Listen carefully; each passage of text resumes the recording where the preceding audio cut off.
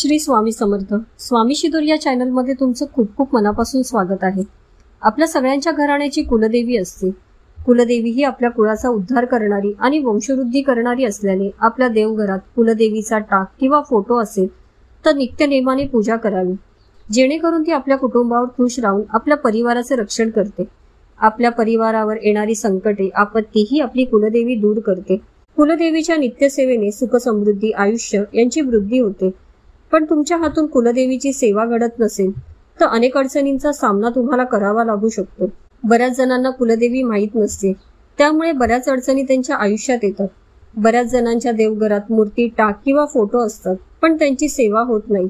खूप मेहनत प्रयत्न करून पण यश प्राप्ती होत नसेल. मग तुमच्या नोकरी संदर्भात असू दे किंवा मुलामुलींचे वय उलटून गेले तरी लग्न जमत नसेल. तुमच्या लग्नाला खूप वर्ष होऊन पण तुम्हाला संतान प्राप्ती होत नसेल. कुटुंबामध्ये मतभेद असतील, याचाच अर्थ आपल्या कुलदेवीचं कृपाछत्र आपल्या घरावर नाही. म्हणूनच आपल्याला या समस्यांचा सामना करावा लागतो. आजच्या व्हिडिओमध्ये एक प्रभावी सेवा सांगणार आहे, ज्यामुळे कुलदेवीचे आशीर्वाद प्राप्त होतील आणि तुमची कठीणातली कठीण इच्छा प्राप्ती होईल. तुम्हाला फक्त 11 मंगळवार कुलदेवीला एक वस्तू अर्पण करायची आहे. कुलदेवीची सेवा करण्यासाठी आपल्या घरात कुलदेवीचा टाक, फोटो किंवा मूर्ती असणे आवश्यक आहे. जर नसेल तर तो आणून देवघरात स्थापन करायचा आहे. कुलदेवी माहीत नसेल तर तुमच्या घरात जे मोठे लोक असतील त्यांना विचारून कुलदेवीच्या सेवेला सुरुवात करायची आहे. जर त्यांना पण माहीत नसेल तर कोणत्याही देवीची उपासना करून 99 मंत्राचा 108 वेळा जप करावा.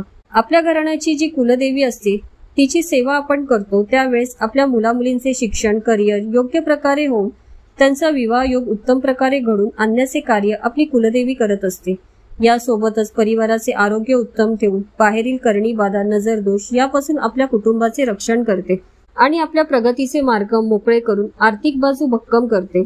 ज्यांना आपली कुलदेवी माहीत आहे त्यांनी वर्षातून एकदा आपल्या मूळस्थानी तिच्या दर्शनाला जाऊन खणा नारळाने तिची ओटी भरावी आणि क्षमायाचना करावी आणि सगळ्यांच्या सुखाची विनंती करून घरी परत यावे. मंगळवार आणि शुक्रवार हे 2 देवीचे वार असतात.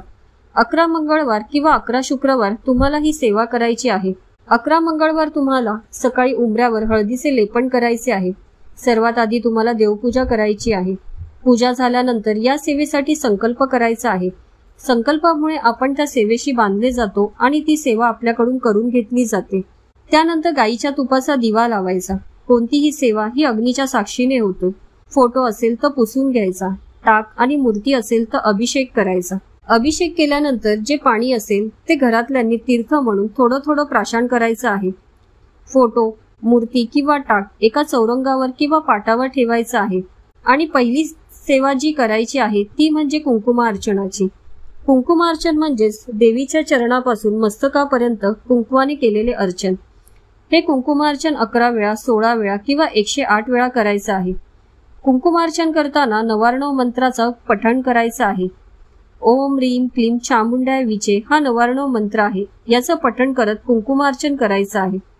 कुंकुमार्चन केलेले कुंकू एका डब्बीत जमा करून ठेवायचे आहे.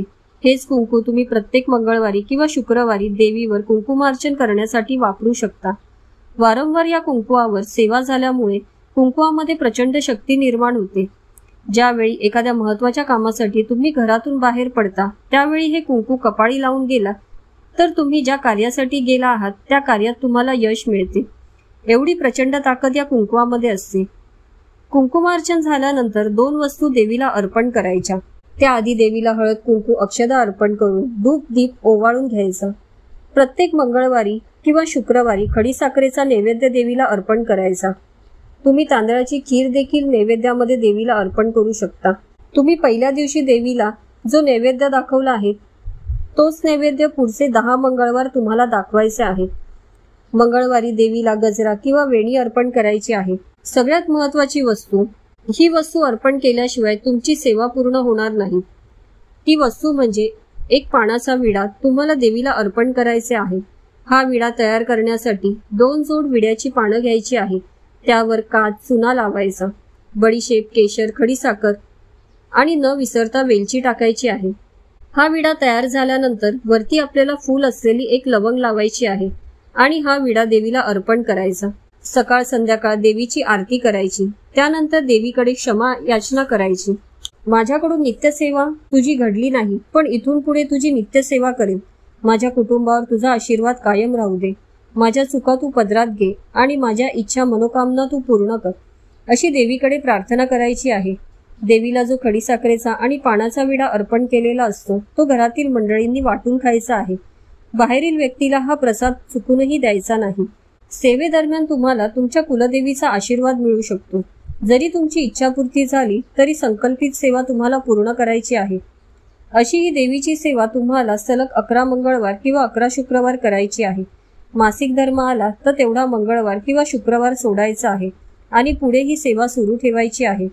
सेवा झाल्यानंतर संपूर्ण कुटुंबासोबत तुमच्या देवीचं जिथे मूळ स्थान आहे तिथे जाऊन तिचा मान सन्मान करायचा आहे.